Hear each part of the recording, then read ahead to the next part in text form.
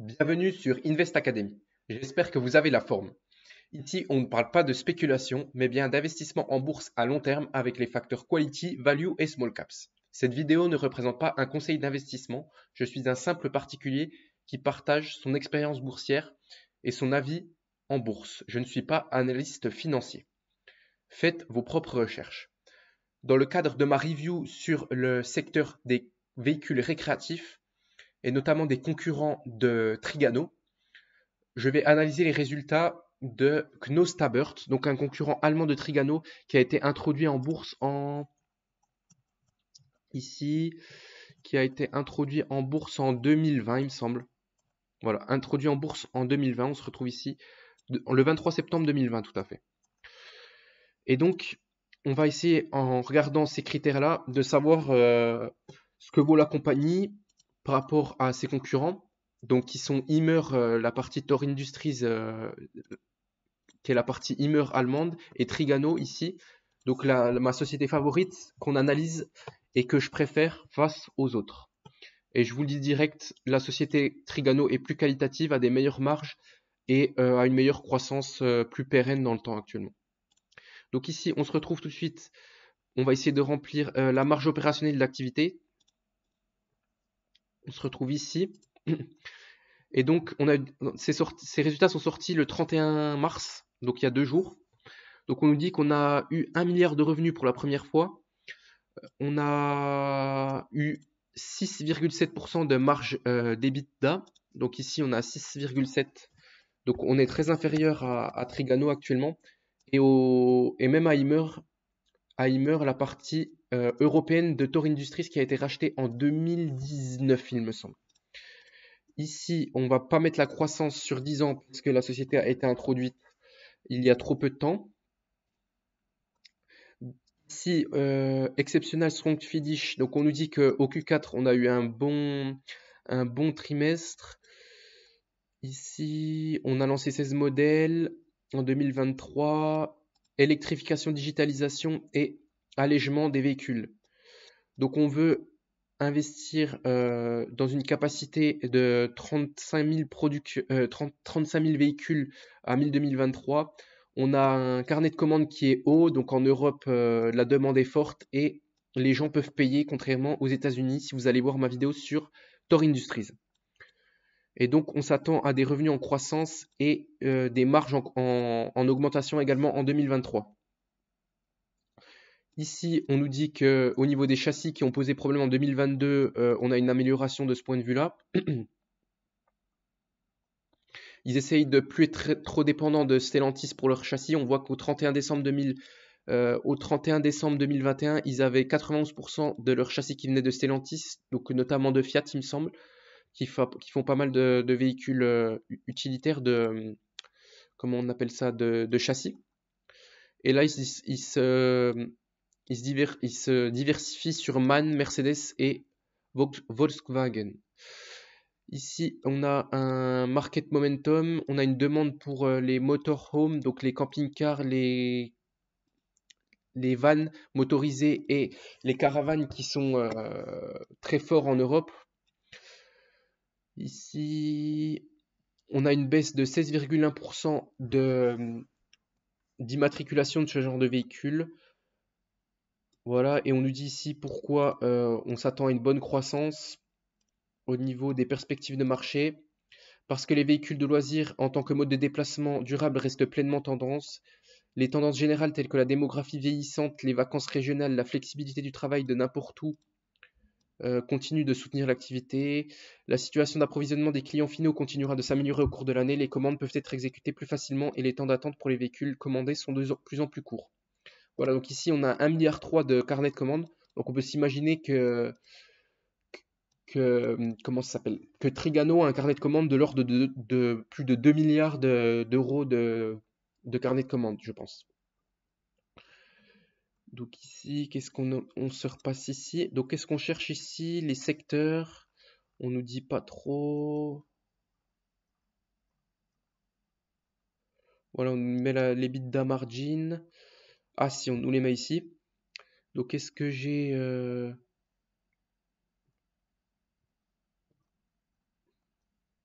est-ce que j'ai la division du truc, de la chose? Donc ici, on a les caravanes qui représentent 18 millions d'unités. 18 000 unités. On a les camping-cars qui représentent 7 000 unités.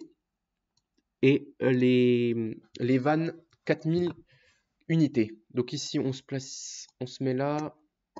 Donc on va mettre, donc 1 c'est les caravanes, 2 c'est les camping-cars et 3 c'est les vannes. Donc 1 camping-car. Je vais pas me fouler ici. Non, justement, c'est les caravanes. Qu'est-ce que je raconte ici? Caravane. On sait que la population allemande est fan de caravanes. Contrairement à nous autres, les pays européens. Donc ici, on se place là. On a dit, après, c'est les camping-cars. Après, c'est les CC. Et après, c'est en 3, les vannes. Voilà.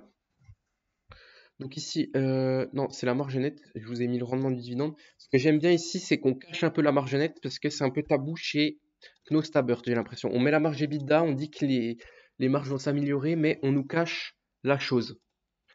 Ici, en effet, on se retrouve là. Au niveau de Knos, on n'est pas très jojo. Hein. Knos. Au niveau de la marge nette, on est à 2% actuellement. Alors que le marché européen est plutôt pas mal actuellement. Donc ici, on a un price earning de 31,54 tranquillement. Même ici, si on se le calcule là, ici, j'avais trouvé ici la net income. Voilà, on a 29,6 millions. Donc la market cap, donc 29,6 millions, price earning. Donc ici, on se met la market cap tout de suite et on a 29 millions. Donc ici, voilà, on a 44 divisé par 29. Ah, on a un price earning de 15 actuellement. Donc c'est correct, mais c'est supérieur à ceux du secteur. On marge moins, j'aime pas trop ça. Donc ici, on est à 14,3 de price earning. À 15,3. Ici, on se place ici. Donc 15,3. Par rapport à ses concurrents, c'est plus élevé, ça marge moins. Franchement, c'est pas ma société favorite du secteur actuellement. Ici, donc on a 15,3. Détention du capital, ça, je regarde pas non plus, ça m'intéresse pas trop, la société est moins qualitative. Ici, on a rendement du dividende, est-ce qu'on peut le voir ici? On a 3,66. Est-ce qu'on devrait s'occuper d'améliorer les marges et de réinvestir plutôt que de distribuer des dividendes? C'est la question que je me pose actuellement. Parce que Trigano, ils sont leaders de leur secteur, ils savent plus quoi faire de leur cash parce qu'au niveau des règles antitrust, ils peuvent plus acheter de concurrents, ils sont assez limités. Donc à part réinvestir et donner des dividendes, ils ont que ça à faire. Mais eux, franchement, Kno Stabert, ils pourraient franchement améliorer leur marge et distribuer moins de dividendes, réinvestir plus pour plus progresser, donner des meilleurs résultats en bourse et des meilleurs résultats financiers également. Donc au niveau du rocher, ici, on se place ici. Voilà, Knos. On est, il me semble, sur Stuttgart, parce que j'avais regardé, ça marchait pas. L'autre, ici, on a 10,4 de Rocher, vous voyez. Le capital est très moins employé actuellement, donc 10,4%. Donc on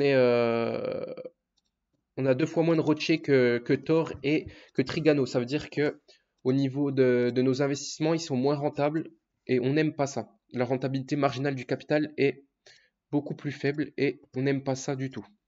Donc ici, on va pas se mettre sur les 5 dernières années de Knos, on va se mettre sur ce qu'on a. Hein. Non, je voulais là, EV sur EBIT. Voilà. Donc ici, on coupe ça. On se met ici. Médian. Actuellement, on est à 28,7 si on se met en next 12 months. Ouais, on est à 28,7. Hein. Après, j'ai pas que vous calculez les bits en direct et tout, mais on est surévalué en tout cas. Bon, on va mettre 28. Hein. Et vu que la société est cotée en bourse seulement depuis 2020, je vais épargner. Pourquoi il l'abuse tout le temps là?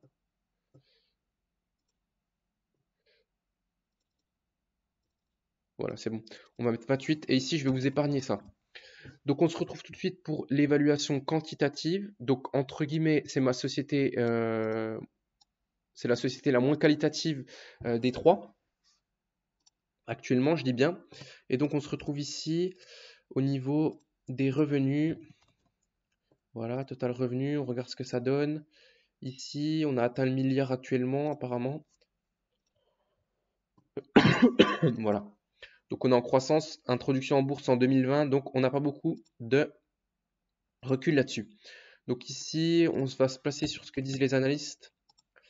Ici, sur l'année financière, plus 1, on a 6 analystes quand même. Voilà. Ici, on s'attend à 1,2 milliard. Si on se met en plus 2, parce que je pense qu'ils parlent de cette année. Voilà. Ils s'attendent à 20% de croissance à peu près quand même. Parce que là, on a combien on a combien de chiffres d'affaires ici? Voilà, on avait juste là. Donc on a 1 milliard. Bon, ils s'attendent quand même à une bonne croissance hein, pour cette année. Parce que là, ils s'attendent à... J'arrive pas à voir. 1 milliard 230 millions. Donc on va se placer ici. 1 milliard 230 ici. Donc au niveau des net income et des free cash flow, je vais regarder si ça produit quand même du cash, même si on n'a pas de beaucoup de recul. Free cash flow ici. On se place là. On se met comme ça. Donc actuellement, la société doit investir beaucoup. Est-ce qu'on a des infos là-dessus? Ici, CTRL F, CAPEX. Ici, est-ce qu'on a des infos? Ben, on va se mettre là en fait. On va se mettre là, CAPEX. Ici, capital expenditure. Voilà. Hop là. Donc en effet, ici, on investit beaucoup, on investit énormément. On a 60 millions de CAPEX actuellement. Voilà. Ici, donc, on va prendre la marge nette actuelle, parce que je pense qu'elle est quand même durable. Il redresse un peu la société quand même. On prend 2,8. Donc au niveau de la marge nette, on prend 2,8. Au niveau du price earning, ici, on va voir à combien ça s'échange, mais voilà. Même si on n'a pas beaucoup de recul ici sur cette société. Voilà, 18. Qu'est-ce que j'avais pris pour Trigano? Ici, je vais essayer d'être plutôt conservateur. Allez, je vais prendre comme les autres. Je vais prendre 15. Ah, je vais prendre 10 fois les bénéfices. Allez, on va prendre 10 fois ici. Au niveau du nombre d'actions, parce que Trigano, elle se paye 10 fois les bénéfices en étant beaucoup plus qualitative. Et donc, je pense que Knos devrait s'échanger à 10 fois les bénéfices. Donc on a 10,40 millions, 10,4. Au niveau de la dette nette, est-ce qu'on a de la dette? Net debt, last 12 months. On a 188 millions de dettes ici. Donc ici, on a 188 millions. Voilà. Et donc, voilà, on va passer tout de suite à l'évaluation. Ici, donc 1 milliard 230 millions attendus à la fin de cette année, fois 0,028 qui est la marge nette actuelle. Oula, on a un petit misclick. Qui est la marge nette actuelle. Je pense qu'elle est quand même durable. Ici, ensuite, on fait x10 fois les bénéfices. Moins la dette, 188 millions, divisé par 10,4 millions d'actions. On se retrouve à 15 euros l'action. Donc ici, donc 15 euros l'action pour moi, c'est le bon prix. Et si on calcule sans dette, ici, là, 156, voilà, 344,4. 344,4 divisé par 10,4 qui est le nombre d'actions. On se retrouve à 33,11. Donc sans prendre en compte la dette, on se retrouve à 33,1 euros l'action. Et donc selon moi, à l'heure actuelle, ça ne représente pas une opportunité d'investissement. La société est surévaluée par rapport à ses fondamentaux. On spécule un petit peu sur le titre. On a 15 fois les bénéfices alors que Trigano, on est quand même à 8 fois les bénéfices ici. Voilà, on a un PER de 8. Ici, on a 15 fois. On a un PER 2 fois plus élevé. Donc ici, ça représente pas du tout une opportunité d'investissement pour moi. La société est beaucoup moins qualitative. Et au niveau du dividende, est-ce qu'elle distribue un dividende? Je ne l'ai pas fait pour tort, le dividende, mais en tout cas, net income, voilà. On est à 12,99. Non, on a 29 millions cette année. 29. Ici, on se place là. Si on fait 29 divisé par 445, on a si on distribue la totalité des free cash flow, on a 6,5% de rendement, de yield, et actuellement on est à 3,5. Donc je pense que la société elle ferait mieux de moins redistribuer et de plus investir et améliorer ses marges. Mais le dividende a l'air quand même assez safe actuellement, même si on préférait des marges plus élevées. Et donc voilà, c'était tout pour cette petite review sectorielle du secteur. Trigano, ma préférée. Thor Industries, la partie e-commerce se comporte plutôt bien. Même si on a des marges moins élevées que Trigano. On a un gros backlog du côté carnet de commandes du côté d'Imer, de Knostabert. Trigano ne publie pas son carnet de commandes, mais il doit être également très élevé. Notamment parce qu'en Europe, les Européens, ils ont du cash. Ils peuvent payer leur véhicule récréatif, contrairement aux Américains. Parce que là, Thor, on voit que ça souffre beaucoup actuellement. On a une marge nette qui est autour de 5%, une marge EBITDA de 5%, et là je suis gentil, parce qu'on a vu qu'on avait une marge nette de 1% sur le dernier trimestre.